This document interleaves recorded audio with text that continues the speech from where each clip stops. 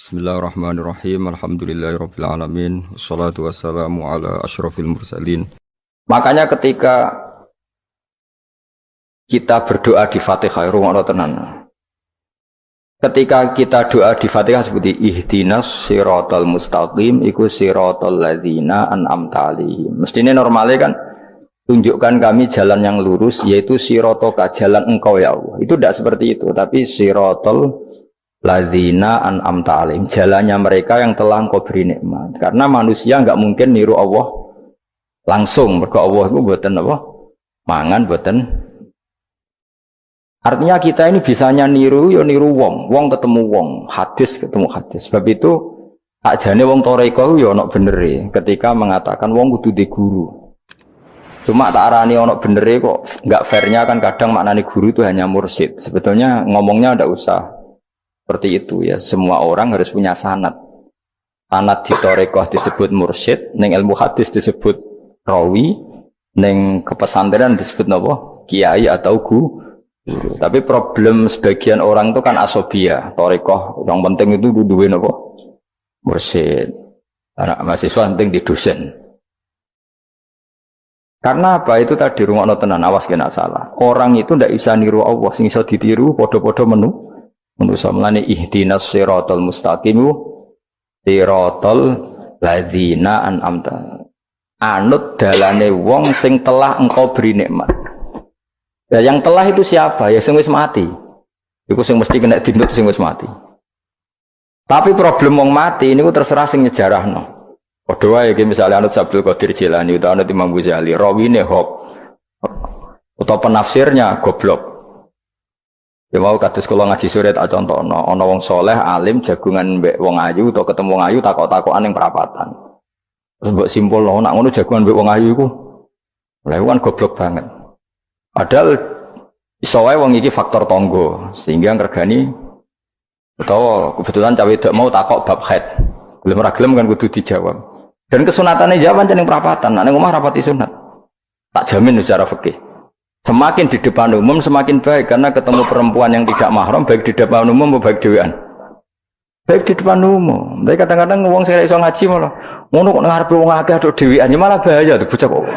Wong ora tau ngaji repot. Makanya kiai-kiai itu nak nyemak mbak-mbak itu rata-rata malah di depan umum. Memang bagus di depan umum kalau ketemu orang yang tidak mahram. Mergo pikirane wong ora macam-macam. Pantangannya seperti Dewi Nabi la yakhluwanna rajulun bimra'atin. Tidak boleh orang persepen. Ya, jadi kan ati tonggo ayu, nak pun jagungan ke depan umum. Bener macam-macam. Nak kono gelem loh. Mestinya ora gelem jagungan baca elek. Tapi kadang orang berpikir, ojo ngarepe wong akeh mari ditiru. Lah asal di depan orang banyak itu harame rapati nemen koyok dewi. Tapi kan tetap nak disimpulno itu boleh repot. Baleni malih ya dados dalane Allah iku kudu niru wong, ora oleh langsung niru Allah mergo Allah iku mukhalafatul lawati niru wong. Mulane wazkur Ismaila wal Yasa. Kanjeng Nabi sing kekasih Allah kon niru Nabi Ismail, Nabi Yasa, Nabi Nabal. Maksudnya niru wong. Kali Ismail di prestasi mengorbankan dirinya untuk abahnya. Iku ngewangi bangun apa? Ka'bah dan siap disembelih. Nabi Yasa di prestasi seperti ini, Nabi Dzulkifli punya prestasi seperti ini. Iku dawuh pangeran kena eling aku, iku eling hamba-hambaku sing saleh. Mergo eling Allah langsung tuh tidak bisa karena ada problem apa? Allah itu mukhalafatul lil hawadis. Saiki wong udah ora iso ngaji, muni langsung anut Kanjeng Nabi. Anut Kanjeng Nabi itu artinya apa? Pastikan riwayatnya benar dulu. Nabinya pasti benar, tapi riwayat yang sampai ke kita. Pertanyaannya bukan kita anti anut Nabi, memastikan riwayat itu benar atau tidak. Setelah riwayat itu benar, maknanya benar enggak? Bisa saja maknanya salah. Kayak kelompok-kelompok yang mudah mengkafirkan orang itu maknanya hadis salah. Memang Nabi ngendikan laisa minna ya tidak termasuk golonganku wong sing tau bodoni. Tapi maksudnya Nabi dalam konteks itu tidak termasuk golonganku. Bukan berarti dia sama sekali tidak termasuk umatnya Kanjeng Nabi. Karena dalam banyak hadis Nabi ngendikan syafaati li ahlil kabair min ummati. Umatku yang tahu dosa Allah berhak mendapat syafaatku. Andai kan orang yang pernah bodoni langsung enggak umatnya Nabi, berarti menjadi kafir. Antu dari hadis laisa minna. Ora termasuk golonganku wong sing nate bodoni man ghasyana.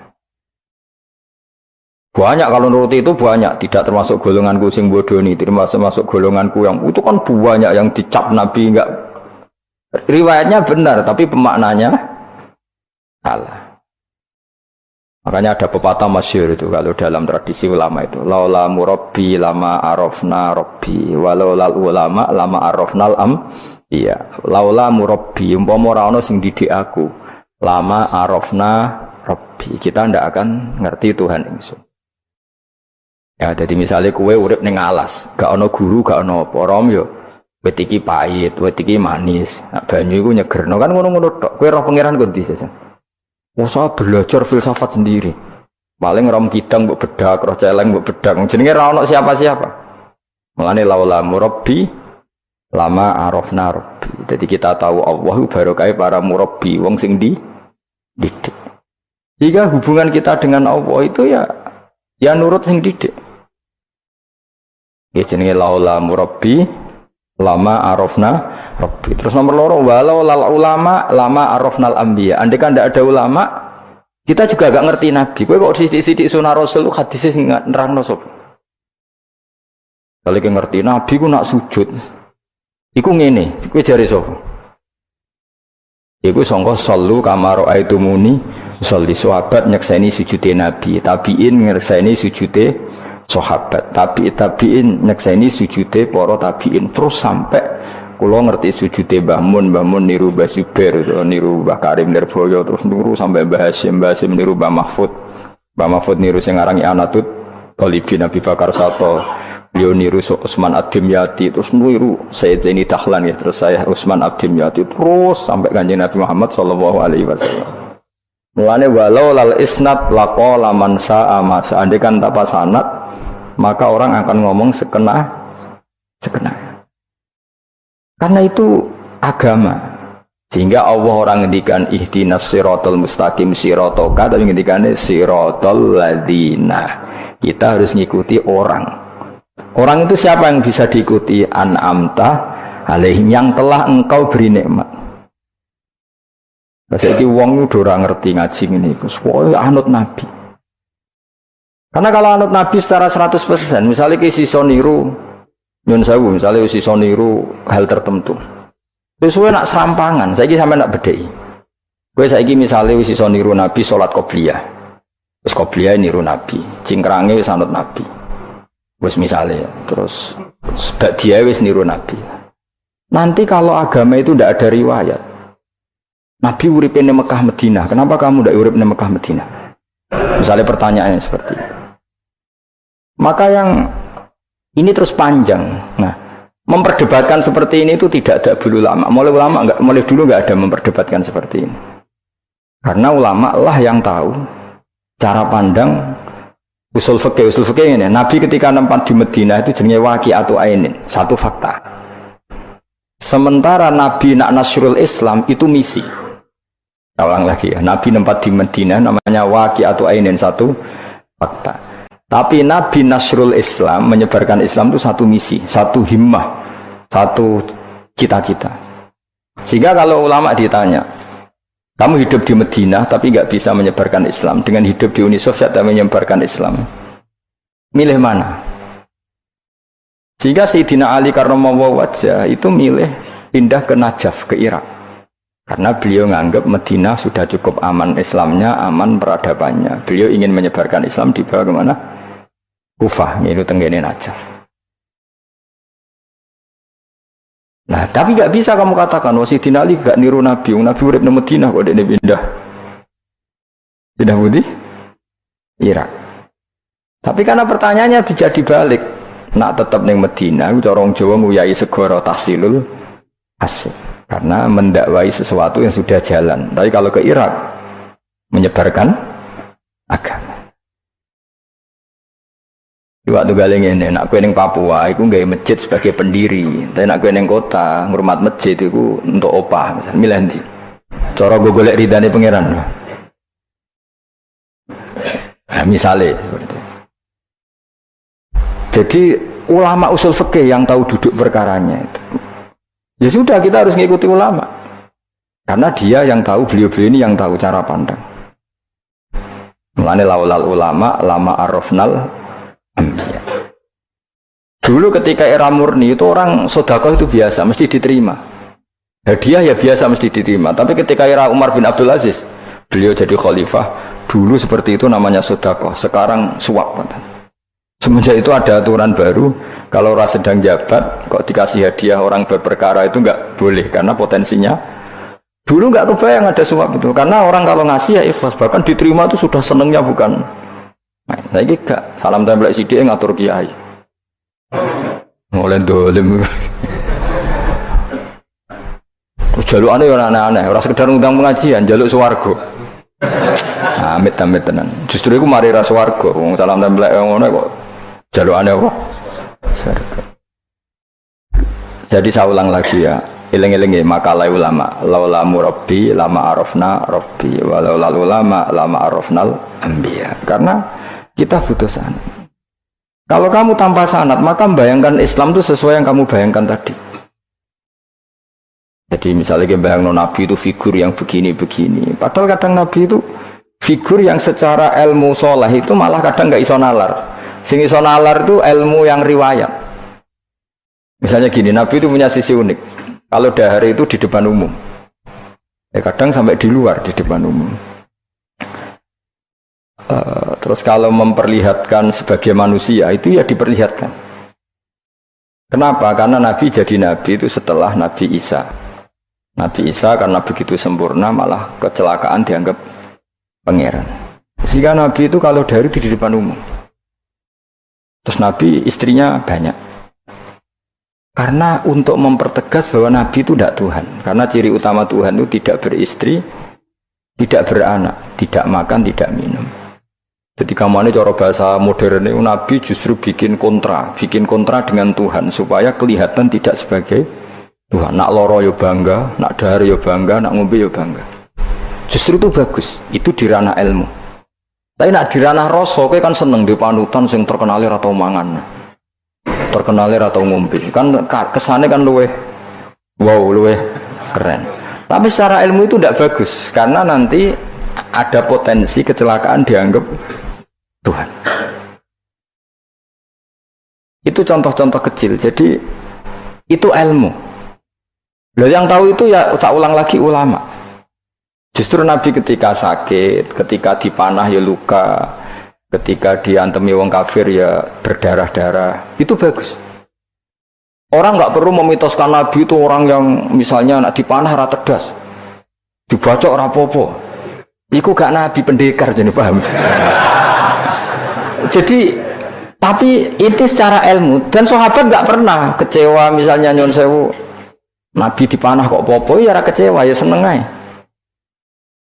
Karena mereka diajari Nabi aku itu gak pangeran. Nah ini saya cerita. Jadi andai kan agama itu tidak berdasar sanad, tidak berdasar ilmu, maka orang akan menghayalkan agama dengan pikirannya sendiri. Itu kan seperti orang idolakan Gajah Mada, wah Gajah Mada terlalu sempurna sampai musno. Jadi gak ono kuburane, baliknya neng langit. Soalnya itu dintilah musno terus macam-macam. Nah bayangkan kalau agama disepertikan itu, betapa bahayanya. Makanya agama itu butuh apa? Sanad. Karena sanad ini yang menjaga konstitusi apa? Agama. Makanya lengi-lengin apa? Laulal ulama lama arafnal anbiya walau la murabbi lama arafna rabbi. Kita tidak pernah tahu Tuhan kecuali. Nah maka guru ini posisinya kuat sekali. Saking kuatnya posisi guru, ya guru yang seperti ini sampai ada pepatah tadi man ta'allama bila sayhin fasehu setan. Orang belajar tanpa guru berarti gurunya itu setan. Karena ekstrimnya guru, ekstrim. Orang tanpa guru itu. Nah kemudian terus mulai ada dominasi. Orang toreko hanya nganggap itu mursyid, mahasiswa hanya nganggap itu dosen misalnya. Terus di tradisi ilmu itu guru. Sebetulnya itu tidak itu semua, yaitu bagian dari itu, tapi tidak itu semua. Yang penting itu ada sanad. Jika cara pandang itu tadi. Nabi di Medina itu waqi'atu ainin, satu fakta sosial. Meskipun dengan segala fadhailul Madinah, tetap itu satu fakta sosial. Bukannya Rasulullah terbanyak hidup di Kufah. Mulai Sayyid alim-alim di Kufah, setelah itu pindah ke Yaman. Apakah pindah ke Yaman itu berarti meninggalkan tempat gaya Rasulullah? Tidak seperti itu. Tapi ciri utama Nabi itu dakwah dan nasrul ilm. Dan yang butuh zaman itu Yaman ya ke Yaman, yang butuh itu ke Indonesia ya ke Indonesia. Nah, andai kan sunnah Rasul dimaknai secara sepihak, kudu urip ning Madinah. Berarti orang Islam sekali gak ning Madinah gak dianggap sunnah Rasul. Wah, kan terus panjang jadinya. Makanya terus ada ilmu, yaitu namanya usul fikih. Usul fikih itu yang ngatur itu semua, yang bisa menganalisis. Caranya gampang saja. Zaman Nabi Sugeng itu sudah nyuruh Sayyidina Ali ke Yaman, disuruh dakwah ke Yaman. Beberapa sahabat disuruh ke daerah-daerah terpencil. Artinya apa? Andai kan yang ditempati Nabi Madinah itu jadi sentral, harus orang di Madinah, Nabi tidak akan menyuruh orang keluar dari. Tapi nyatanya mereka disuruh keluar demi kepentingan dakwah. Berarti keluar dari Madinah itu bukan meninggalkan sunnah Rasul. Akhirnya terus jadi ilmu. Makanya terus dibedakan mana waqi'atu ainin, mana yang misi. Tentu didahulukan apa, misi atau himmah. Jadi itu harus ada ilmunya, memang seperti itu. Misalnya termasuk yang paling terkenal saya contohkan berkali-kali, Nabi itu kalau sedekah ya pakai tamar, kalau uang ya pakai dinar. Tapi ilmu kita tahu maknanya itu adalah alat tukar. Hingga di Indonesia kita sedekah pakai rupiah. Kalau Nabi pakai tamar, kita ganti beras karena maknanya kut, makanan pokok.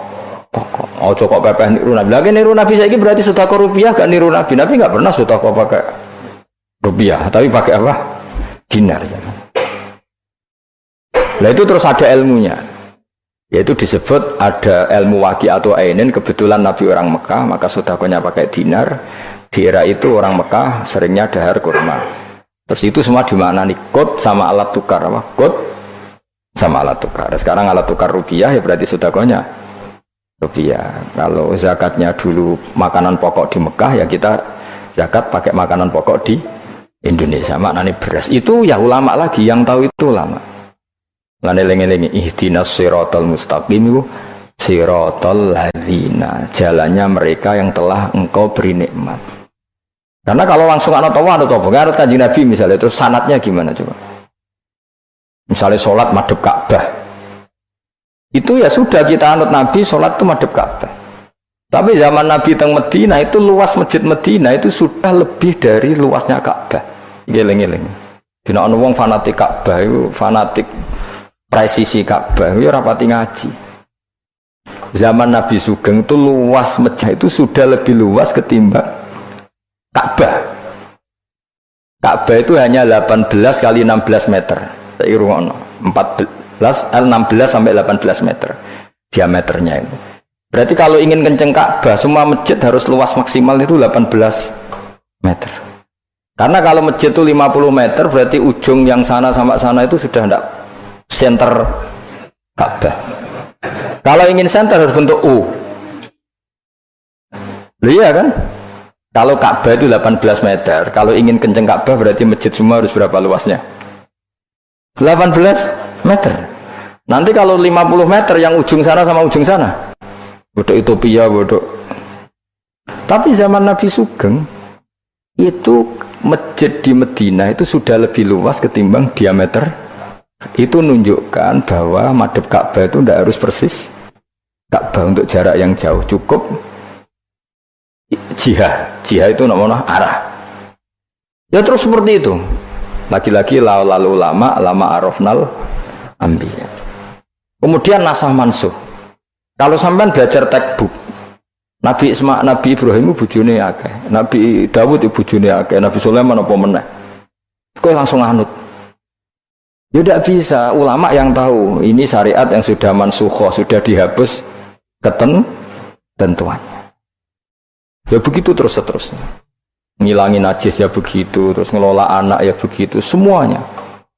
Terus ulama ngarang fikih detail itu, disebut kitab fikih itu, ada Fathul Qorib, ada Fathul Mu'in. Jadi kamu tidak bisa berdiri sendiri memahami agama. Makanya laulal isnad laqala man sa'a ma, seandainya tidak ada sanad, maka orang akan semau gue. Karena Dia punya pikiran, kebetulan dia kiai, dianggap itu pikirannya Islam. Dia punya pikiran, kemudian dia mubalek pas acara Islam, dikira itu pikiran, padahal pikirannya juga ada orang ngomong, kiai sekarang harus kaya, kalau nggak kaya nggak dihormati. Mana ada target Islam ingin dihormati? Itu satu kesalahan. Bilang harus kaya, mana ada di antara hukum fikih itu kaya itu harus. Mengharuskan sesuatu yang tidak wajib itu dosa besar. Ijabu malam yajib. Itu sudah salahnya kebanyakan. Terus target supaya dihormati. Mana ada target Islam orang yang ingin diridani Allah, ingin dihormati uang. Lucu meneh kan itu mesti pikirannya sendiri. Tidak mungkin itu pikiran Islam. Ya tidak hilang-hilang ya. Laulal isnad laqala man sa'a masa. Andai kan tidak ada sanad, maka orang mau ngomong apa saja ngomong. Terus dibutuhkan sanad. Termasuk yang ekstrim itu juga butuh sanad. Misalnya ini contoh paling gampang ya. Ada dua orang saling bunuh, sama-sama mukmin, sama-sama bawa pedang tarung, terus yang satu terbunuh. Zaman Nabi Sugeng itu ngendikan al-qatil wal maqtul finnar, yang bunuh dan yang dibunuh di neraka. Buktinya zaman sahabat itu iskal itu janggal. Hadza al-qatil ya Rasulullah, fama balil maqtul. Oke, kalau yang terbunuh, yang membunuh masuk neraka saya sepakat ya Rasul. Tapi kalau yang dibunuh dosanya apa? Jawab Nabi, innahu kana harison ala qatli sahibi. Yang terbunuh sebetulnya mentalnya pembunuh, cuma nasibnya. Maka yang diukur Islam itu himmah, bukan nasib. Dia terbunuh itu fakta, tapi mentalnya pembunuh, sehingga dia harus masuk neraka karena mentalnya pembunuh, nasibnya terbunuh, tapi mentalnya pembunuh, sehingga al-qatil wal maqtul finnar. Nah itu seperti itu. Kalau nggak kita pakai riwayat nggak bisa, kita masih pakai logika yang qatil di neraka, yang maqtul di surga. Maka jangan-jangan kita di Indonesia bisa saja kita ini Islamnya luar biasa, karena justru di Indonesia itu kita dakwah. Makanya di guyonan kiai terkenal itu, ini kisah nyata tapi jadi guyonan, tapi nyata. Ada orang dari beberapa negara, ya gak apa-apa, imam akbarnya saja gak dapat apa-apa. Wah, mereka cerita, wah kalau di kita digaji gini. Karena negara sudah peduli sama imam masjid, sama imam musola gini. Nah, setelah dia bangga sama kiai Indonesia digosok. Makanya kamu sholat terus ya, takut potong gaji. Itu kagetnya bukan main, yang ulama-ulama internasional. Karena kalau satu bulan itu gajinya pas itu cerita 70 juta, yang kelas Timur Tengah itu. Bisa kamu bayangkan berarti per sholat berapa ya? Kan satu sholat itu 5 ya, 5 kali 30 berapa? 150. Berarti per sholat nilainya sekitar 1 juta ya? 500.000 ya? Berarti kalau nggak sholat 2 kali potong 1 juta. Oh, kagetnya bukan main ketika digojlok ulama Indonesia. Makanya kamu sholat terus ya, takut potong. Saking Indonesia khair, Indonesia bagus kan ya, mergo rausan apa? Rausan gaji. Meskipun ya mutang-mutang bolak-balik. Nah ini cerita, ya itu guyonan, tapi itu masuk akal. Jadi kita ini jangan, kadang-kadang kita ini merindukan Indonesia kayak negara-negara di sana yang imam masjid diapresiasi oleh negara, muadzin diapresiasi, itu oke. Mungkin pada sisi negaranya bagus karena ngurus orang-orang soleh. Di sisi orang solehnya yang masalah karena mengganggu ikhlas. Jadi kayak wong kiai disuwani wong ayu kan. Wong ayu ini delok kiai jari ibadah, kiai ini sing masalah amen delok terus. Jadi jari delok wong alim kan ibadah, sing masalah sing wah repot tuh. Ya kayak tadi, negara berbuat baik sama kiai, misalnya kiai digaji gini, negaranya baik karena ngurmat kiai, tapi kiai tergantung gaji ini yang mulai masalah. Itu yang tahu ulama, lagi-lagi ulama. Makanya saya itu sama ulama itu hormatnya Masya Allah. Saya itu dulu Mbah Mun itu tidak pati suka sama apa-apa di manajemen. Termasuk saya dulu pernah tanya, kenapa beliau kurang suka misalnya yatim piatu dititipkan di satu manajemen. Jawabnya Mbah Mun itu lucu. Aku kepengen wong anut hukumnya pangeran, misalnya yatim ya kewajibannya yang keluarga. Ngono kuwi ngelatih wong lali kewajibane. Ya ngelatih orang lali kewajiban. Jadi misalnya saya punya kakak meninggal, anaknya misalnya yatim atau punya adik meninggal anaknya yatim. Agama ini kan punya aturan, kewajiban pertama pada ibunya, pada pamannya, pada keluarga dekatnya. Tapi lalu era modern itu, tentu yang bikin yayasan yatim piatu itu bagus karena niatnya menampung yatim piatu. Oke, itu bagus, niat yang bagus. Problemnya di keluarga yatim tadi. Dari terbiasa merasa itu punya kewajiban ngurmat ponaan, gara-gara ada yayasan dititipkan. Berarti corong Jawa kulino tinggal gelanggang. Tapi tetap hukumnya Allah yang wajib siapa? Pak D, Pak L-nya. Tapi ketika ada yayasan dititipkan. Makanya kadang ada kebaikan itu bagus di yang bikin karena niatnya baik, tapi tidak bagus untuk yang kita. Karena terus nanti orang itu terbiasa meninggalkan apa? Kewajiban. Nah, itu bahaya kalau ini begini terus itu bahaya. Bahayanya tadi. Coba kalau dia di rumah keluarga, taruh saja gini. Punya Pak D 3, yang peduli 1 saja. Itu sudah kayak anaknya sendiri. Plus ada rasa, namanya sama ponaan itu ada rasa. Belum ada misanan, minduan, tetangga. Kira-kira dapat limpahan kasih sayangnya banyak mana daripada di yayasan? Banyak di keluarga. Meskipun yayasan itu ya bagus, tapi tetap tadi nggak boleh orang itu meninggalkan apa? Kewajiban. Itu cara berpikir ulama. Orang harus dilatih tanggung jawab terhadap kewajibannya sendiri. Makanya tadi ya, jadi pepatahnya itu. Tapi tetap yayasan itu baik. Tapi problemnya tadi, terus wong kulino tinggal gelanggang joro Jawa. Profesi yo gitu. Misalnya ben pinter di pondokno. Sebetulnya al-madrasatul ula itu ibu. Anak mbok pondokno sekira tanggung jawab. Sebetulnya pelajaran pertama dari anak adalah perilaku orang tua. Enak terus pondokno pasrahno kiai. Mun yai kula pasrah bongko anak-anak kula dadekno wong saleh. Piye karepe sing di anak itu sapa? Percontohan anak itu pertama orang tua. Tapi saiki nah kiai ini apa yang gawe lembaga pendidikan ben orang bisa belajar. Wong tuane sing kuwaco. Terus ora tanggung. Makanya lucu kan akhirnya kiai itu sakake didik santri seneng akhirat mulai diwari kedunyan meneh mbek wong tuane. Dadi anggere mulai kambuh. Mondok apik neh kok mulai. Karena tadi ya saya ulang lagi ya, jadi Allah itu layak kulu walayanamu walayasrob. Allah itu enggak tidur, enggak makan, enggak minum, sehingga enggak bisa ditiru. Yang bisa ditiru itu sesama manusia. Mulane waskur Ismaila wal yasa wadal kifal nabo ihdinas siratal mustaqim siratal ladzina an'amta alaihim. Maka ketika kita nanti masuk surga itu faulaika ma'al ladzina an'ama Allahu 'alaihim minan nabiyyin was-siddiqin wasyuhada'i was-sholihin wa hasuna ulaika rafiqa. Jadi enggak bisa kamu soleh sendiri itu enggak bisa. Karena kalau soleh sendiri pasti dipimpin khayal, itu tak jamin pasti dipimpin apa? Khayal. Hingga harus ada sanad. Ya, makanya laulal isnad laqala man sa'a ma sa'a. Andai kan enggak ada sanad, maka orang mau ngomong apa saja diomongkan. Makanya kita butuh apa? Butuh sanad. Kalau terusakan ya. Terus nanti Rabbus samawati wa ma min ilahin illallahul wahidul qahar. Rabbus samawati. Pangeran iku sing mengerani pira-pira langit wal ardi lan bumi, wa malan perkara bainahuma antarane samawat lan ardh. Al azizu turdat sing menangan, al ghalibu sing kang menangan ala amri. Ing atase urusane Allah. Al-Ghafaru kang akeh nyepurane li auliyaihi maring pira-pira kekasih Allah. Kul ngucap sira Muhammad lahum maring para kafir Mekah zaman iku huwa nabaun azim. Huwa utawi iki iku nabaun azim. Huwa utawi iki lah Quran misale. Huwa utawi iki lah Quran iku nabaun cerita azimun kang gedhe.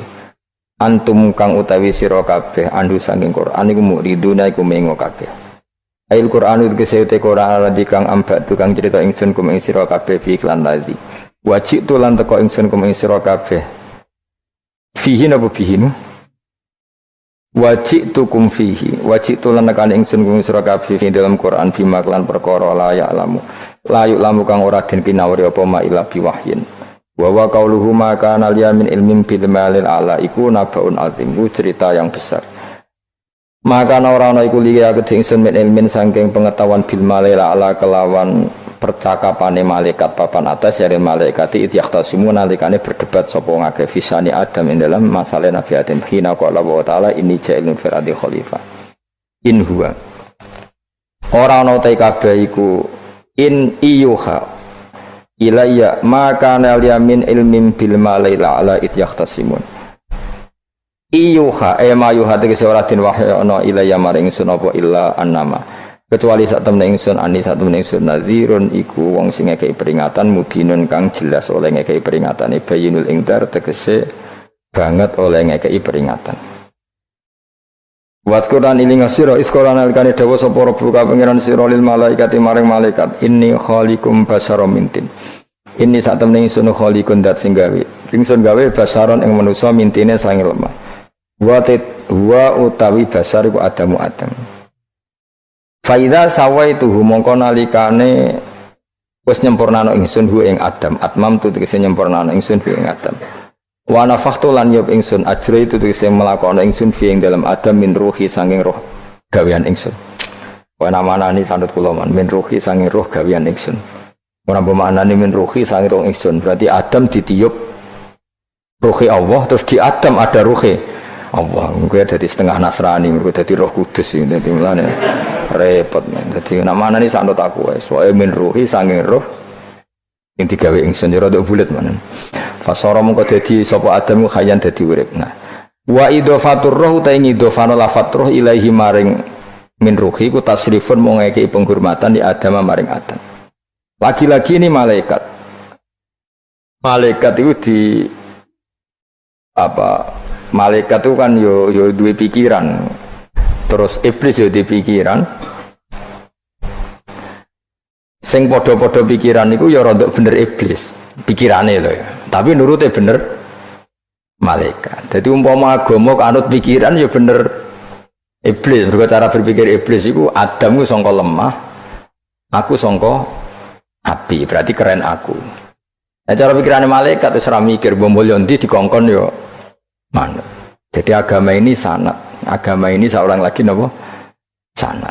Tak jane cara tauhid ya keberatan, aku ana istilah Baitullah ya keberatan. Wong Baitullah maknane omahe Allah itu takok. Allah manggon wirdi ning Ka'bah. Jadi kita harus ngikuti ulama. Dikatakan Baitullah itu nama penghormatan. Sesuatu itu mulia, maka disebut Baitullah. Bukan berarti Allah nempat di situ. Mergo Allah ndak butuh napa? Tempat. Jadi itu kan jelimet, mang. Lagi-lagi yang tahu itu ulama. Masjid ya dikatakan Baitullah. Dan misalnya iki masjidnya pangeran, malah nambah mana nih lucu. Masjidnya pangeran, jadi iki tempat sujudnya pangeran, nah, kacau kayak. Tapi berhubung ra paham alhamdulillah, demun-demun iki masjidnya pangeran. Jajal mana nih bahasa Arab? Iki masjidnya pangeran, makna nih terjemah. Iki tempat kacau kayak. Baru kayak bodoh dora roh naiku kacau. Jadi wajib. Yang melane anut ulama. Jadi darani Baitullah apa dikatakan dalamnya Allah maknanya apa idhofatut tasyrif.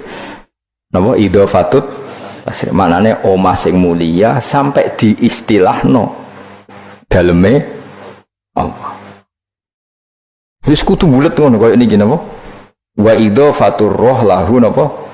Tasrifun di Adam. Jadi orang kok wa nafakhtu fihi min ruhi Nabi Adam tak kaya rohku ora, tapi seperti tak tiup dari roh sing roh iku urusanku, tapi ora ruhi Allah mboten. Niku jenenge apa wa idhofatur roh ilaihi napa? Tasrifun mok bentuk penghormatan di Adam maring Adam. Waruhu tero iku jismun jisim latifun kang alus. Yahya kang dadi urip bi kelawan ikilah jisim. Yahya kang dadi urip bi sebab ikilah jismun sapa alin sanu manusa binufudhihi kelawan tembusir roh fi fil jismi. Maka umangka napa njungkel sira kabeh lahu maring Adam sajidina hale sujud kabeh. Sujud tahiyatin kelan sujud penghormatan. Keyakinan Imam Suyuti niku bil inhinai mok kelawan diluk. Di Imam Suyuti ya rada unik. Jadi pikiran Imam Suyuti itu, tapi itu tidak disepakati ahli tafsir. Ketika Adam diciptakan itu, ayo sujud, hanya diluk gini. Jadi tidak sampai sujud kayak sholat, itu pikiran Imam Suyuti. Karena Imam Suyuti itu masih meyakini sujud yang kayak sholat itu mukhtasun lillah, hanya untuk Allah. Itu pikiran Imam Sinten. Makanya beliau menafsirkan sujud itu hanya diluk. Tapi nak cara Senawi Banten umumnya ulama mengatakan ya nak malaikat itu sampai sujud kayak sholat. Tapi bukan niat sujud ke Adam, tapi karena itu perintah Allah. Jadi hakikatnya sujud kepada perintahnya Allah, bukan ke makhluk yang bernama Adam. Artinya gini, pentingnya ulama ngendikan gini, tidak akan pernah ada syariat makhluk disuruh sujud ke makhluk. Lagi-lagi pentingnya ulama. Jadi tidak bisa, misalnya kamu berdasar cerita Nabi Adam, oh kalau gitu saya boleh sujud ke Nabi Muhammad, saya boleh sujud ke guru, tidak bisa. Selamanya tetap nggak bisa. Karena ketika malaikat sujud ke akadnya, mereka hanya sujud terhadap perintahnya Allah Subhanahu wa Ta'ala, bukan sujud ke makhluk. Karena sujud ke makhluk sampai kapanpun tidak pernah sah atau tidak pernah boleh. Jadi pilihannya dua. Nak dari Imam Suyuti sujudnya hanya apa? Diluk, kayak diluk pas apa? Kayak orang-orang Cina itu, pokoknya diluk gini. Kedua, atau memang kayak sujud pas sholat, tapi bukan niat sujud ke Adam sebagai makhluk, tapi sujud karena itu perintahnya Allah Subhanahu wa Ta'ala. Jadi hakikatnya sujud kepada Allah. Makanya kalau dalam ngaji-ngaji ulama itu agama ini dari awal unik. Allah melarang sujud kepada batu, tapi kita sholat itu madhep Ka'bah. Kemudian juga ada batu. Makanya kita harus menanamkan bahwa semua sujud itu lillahi ta'ala. Dan soal ada arah, ya penting arah. Nggak mau arah madhep segoro kidul, repot. Jadi arah itu mau dipakai kesepakatan untuk menunjukkan kalau kita muslim, arahnya sujud itu ke Ka'bah, tapi tetap sujud kita hanya lillahi ta'alanya karena Allah. Saya ulang lagi ya, jadi itu pentingnya ulama. Hanya ada dua versi. Satu, malaikat tidak sujud kayak sholat, tapi hanya diluk. Ini cara Imam Suyuti, sujud tahiyatin bil inhina, bil inhina. Tapi kalau banyak ulama mengatakan ya sujud betul, tapi tidak niat sujud ke Adam, tapi tunduk kepada perintahnya Allah Subhanahu wa Ta'ala. Saja tamu kau sujud soal malaikatu malaikat kulhum iskabene malaikat ajmauna halis kabene kabeh. Fihi ku tetap ing dalam dawuh kulhum ajmaun tak kidani utawa taukid loro yaiku kulhum dan ajmaun illa iblis kecuali iblis. Wa ta iblis ku abul jinni ku abul jin karena ana sapa iblis ku benal malaikati antarane para malaikat. Istakbara sombong sapa iblis wa kana lan ana sapa iblis minal kafirina setengah sange wong sing kafir kabeh fi ilmillahi taala ing dalem ilmune Allah taala. Kala dawuh sapa wa ta'ala ya iblis wa iblis ma manaka mau te apa iku mana ngalang-alangi apa maka ing sira antas juta ento sujud sira lima maring perkara kholaqtu kang gawe ingsun biadaya kelawan tangan loro ingsun manane kelawan kekuasaan ingsun manane yadaya di maknane nang ulama mergo nak maknane tangan kok repot nah berarti Allah duwe tangan terus dirubah Imam Suyuti diciptakan dengan tangan saya sendiri maknane apa tawalli itu tegese nguasani ingsun khalqawe gawe Adam. Jadi Adam tak bikin sendiri. Manane wis pokoke ngono. Dadi biadaya itu istilah penghormatan. Bukan hakikatnya Allah bikinnya pakai tangannya. Wa hadza utawi iki ku tasyrifun iku bentuk penghormatan di Adam maring Adam. Fa inna kulla makhluqin mongko sak temene hakikate kabeh makhluk ya tawala nguasai sapa Allah khalqahu ing gawe kula makhluk. Astakbarta am kunta minal alin astakbarta ana ta sombong sira al ana ing dalem saiki anis sujudi istifamu taubihin am kunta ana ta sira minal alin setengah sangge wong sing sombong-sombong kabeh.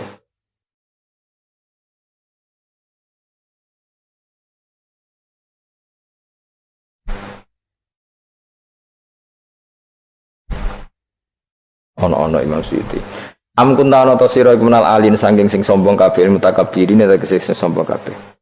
Kata kabar tamu kau sombong siro anis sujudi sang sujud.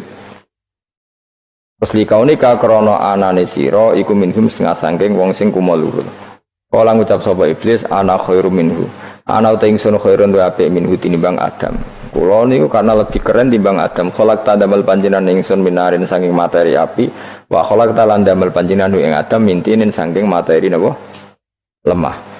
Kala dawuh sapa inten kala dawuh sapa Allah fakhrus mongko metu sira minha sang swarga minal jannati swarga wakila minas samawati sing pira-pira langit. Jadi sebetulnya mulai dulu itu ya ada khilaf fakhrus minha itu dari surga atau wakilah minas samawat. Fa innaka manunis debat itu kurang penggawian. Surga zaman Adam itu sama enggak dengan surga yang nanti untuk kita di surga? Wong ya sama. Kalau sama sekarang di mana ya? Mus ribet, wong nganggur-nganggur wis ribet. Wong bus warga ora mesti kok geger perkara kok. Mas parah.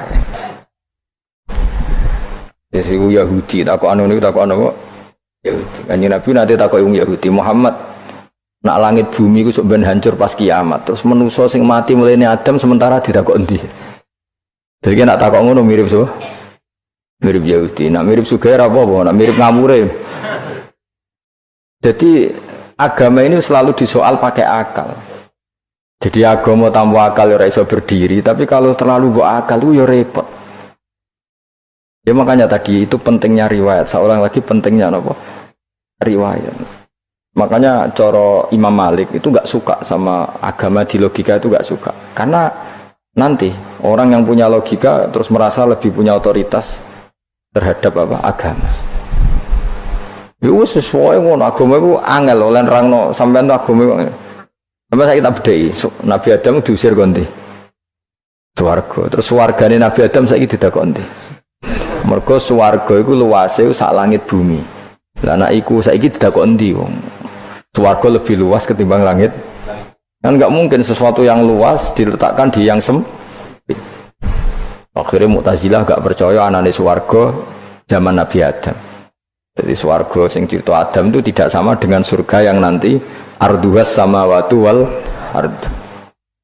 Dari ahli sunnah yo sono, lan ning ndi wis ra roh pokoke ono. Ya itu kan sama-sama terus diterusno wong debat. Ya sudah guys. Nah, cara aku wis mlebu sik kok gampang nerangno nek wis bar roh. Secara teori kan gitu, ora roh kok nerangno sak usih roh. Ya sudah sampeyan bu swarga wae lagi apa? Lagi nerangno. Pas aku nerangno kowe ra ning swarga ya wis ra ketemu. Wis ngono anak nang cangkem elek ngono wis rasaku ben nerangno kowe ra ning kono ya wis akhire gak. Apa cocokan sampean? Aku tak nerangno swarga lah sing kono ben nerangno neraka. Mergo roe neraka. Agama itu unik. Ya karena tadi apa ya? Dari awal agama ini kaum yakilun, tapi akal yang berlebihan itu ya mengganggu agama. Ya sudah, makanya seorang lagi itu riwayat ya, sebagian ini apa? Riwayat. Inna hadzal ilma dinun fangzuru amman ta'khuduna dinakum. Agama ini ilmu, kemudian kamu harus dari sanad yang benar, ya. Dari sanad yang apa? Dari sanad yang benar. Ya sudah seperti itu. Mana cok kulo nu setuju model kayak sholat sunnatas safar, tidak harus madhep kiblat terus. Jadi agama ini sudah unik. Misalnya gini, sholat fardu kan wajib kiblat, tapi ada sholat yang nggak usah madhep kiblat, yaitu sunnatas safar. Misalnya orang di pesawat gini-gini. Karena guling-gilingan, nah, hakikatnya kiblat itu tidak fokus kita namun Allah Subhanahu wa Ta'ala. Jadi memang agama, tapi lagi-lagi itu butuh riwayat. Seorang lagi butuh riwayat. Kalau nggak pakai riwayat terus kok Abu Nawas kabeh. Karena tadi Amerika, saya ulang lagi Amerika, itu kalau dibor pas New York itu kena Ka'bah. Lah logikanya kalau arahnya pas itu kan bebas arah. Berarti orang Amerika oleh sholat bebas. Tidak bisa seperti itu ya, tetap anut konsensus ulama sana atau tradisi sana, kiblat itu ngambil arah mana? Karena dia pas. Ya bumi yang ada arah itu secara akal kan hanya rubuk 1/4. Makanya kalau kamu belajar falak itu ada rubuk. Lainnya itu sudah tidak ada arah. Misalnya bumi bulat bola, yang sama atas dikatakan sama-sama di atas. Ya kadarnya hanya 1/4. Lainnya itu sudah dikatakan samping. Makanya seperti Denmark itu ada daerah yang siang itu sampai 3 bulan, entah berapa siklus sekian puluh tahun.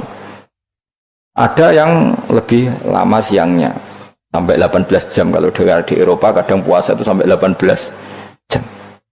Ada yang selalu nggak kena matahari, kayak kutub utara, kutub selatan. Nah makanya kalau misalnya sholat itu ngikuti apa? Kalau ngikuti matahari, orang kutub sholatnya hanya maghrib, isya, subuh. Gak wajib poso, nggak tahu ono rino misalnya. Ya tidak bisa seperti itu. Jadi kalau nuruti logika kan terus berdebat terus. Tapi kalau nuruti rasa sebagai hamba, orang kutub butuh sujud sama Allah, orang kutub butuh loyal sama Allah dengan memperlakukan puasa. Ya sudah, akhirnya kita harus puasa. Nah, lalu kalau ukurannya matahari, mereka tidak punya matahari. Memangnya puasa itu penyebabnya wujudnya matahari, apa penyebabnya loyalitas sama Allah Subhanahu wa taala? Loyalitas. Kalau penyebabnya matahari, ya berarti kalau nggak ada matahari, nggak usah apa? Nggak usah seperti itu cara berpikir. Makanya ngikuti ulama. Karena ulama yang tahu tradisinya Allah dan Rasul. Ya seorang lagi ulama yang tahu tradisinya Allah dan Rasul. Meskipun ya kadang saya enak dewe ulama. Mereka ya kadang ya mau kalau bolak-balik ngomong. Gak diterang nombek cangkem elek ora paham-paham. Makanya masyhur itu ada kiai di debat sama orang rodok PKI.